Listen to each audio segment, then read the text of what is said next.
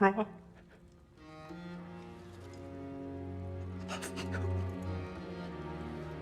God of War Ragnarok is massive.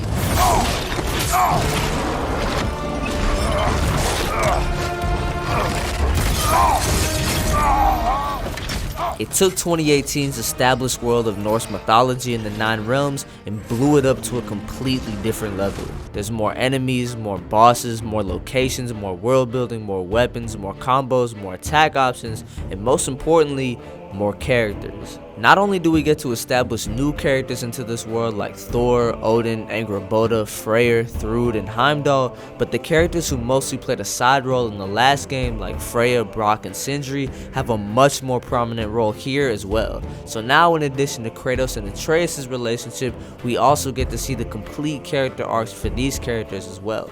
And they're all executed to tremendous effect. But I think that a lot of people will agree with me that this series is at its best when it's just Kratos and Atreus navigating the world around them and gaining new perspectives on their lives from one another. And with that, I want to talk about what I consider to be Ragnarok's perfect moment. And it comes from the section right after Odin kills Brok, titled Hunting for Solace. But before I talk about the section itself, I want you to put yourself in Atreus' shoes at this moment in time. You've spent the last 3 years trying to find Tyr, the man who will lead the war that could potentially kill off the Norse gods and end the world. Only problem is, everyone in the Nine Realms believes that Tyr has been killed by Odin, but you insist that he's alive and sneak off to go search for him. This causes the two most powerful gods in the world, Thor and Odin, to break into your home and threaten to murder you if you don't stop the search. We know what you've been up to. Stop it. Now this looming threat of the gods makes the need for finding Tyr and starting Ragnarok that much more important and timely.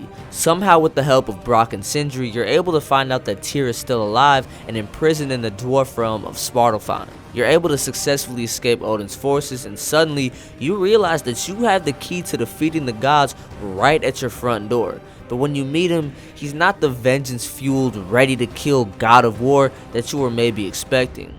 Instead, he's a lot more of a... If Odin starts Ragnarok, you really wouldn't fight? Not even if I wished to. a bitch. But understandably so. He's been imprisoned and tortured by Odin's people for God knows how long. That's enough to break anyone's spirit, no matter how powerful they may be. There's still no real reason to distrust him. Tyr was mentioned numerous times in 2018, and every single piece of info we got on him was of how much he was beloved by all and kind-hearted he was towards everyone around him. He was the god of war, but ironically used his knowledge and strength to promote peace instead. He's still the most valuable ally to your causes you're ever gonna get, and you were the reason he's even here in the first place. All he needs is a little time to recover to get back on his feet again, and you'll be fine. In the meantime, despite warnings from everyone around you, you've been able to get into Asgard and get close with Odin. You know all of his plans and desires, while he knows nothing about how close you are to starting Ragnarok. And even when you think you've lost all access to Odin, Tyr finally comes through, saying that he'll pick up his spear and lead the fight against him. He even has another way to get to Asgard. Everything seems to be going right, and if it succeeds, it's because you were the one who followed your instincts despite everyone around you doubting you.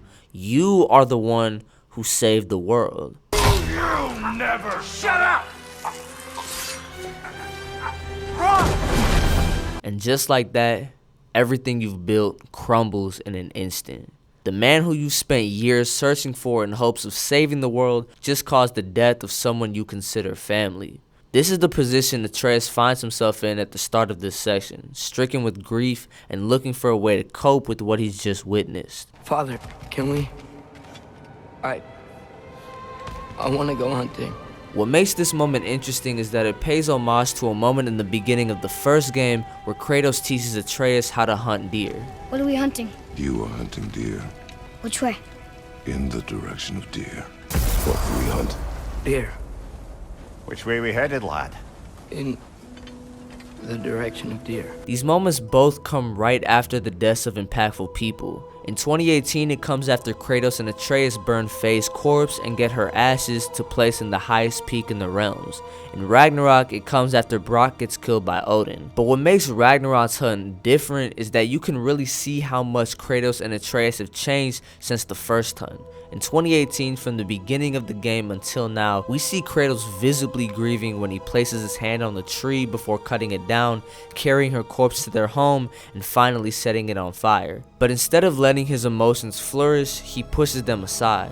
In his mind, there's no room for weakness, and he instills this mentality to Atreus. Что делать? She knew. Show me. Now? Now. This is also similar to the start of Ragnarok during the scene where Fenrir dies. Instead of allowing Atreus to grieve, he urges him to get back to his training. Come. We train. What?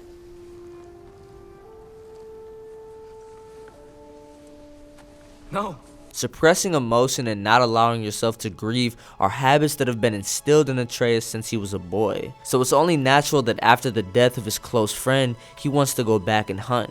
It's the only way he knows how to cope with this situation. But instead of Kratos encouraging this behavior, he actually does his best to comfort him. Atreus, violence changes us. You are not weak to feel its effects. But while Atreus does his best to keep up this facade, he's noticeably devastated. I keep seeing it.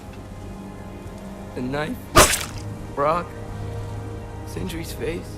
After a few minutes of tracking, Atreus comes upon a deer that looks exactly like the one he shot in the first game.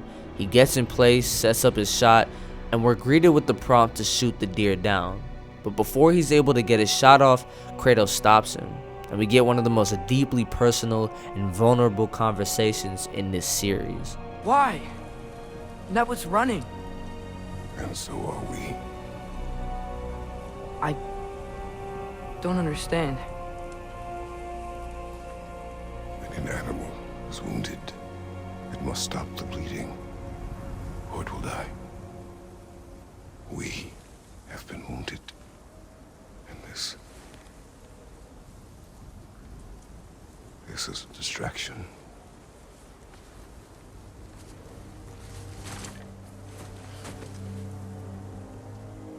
It's my fault. No.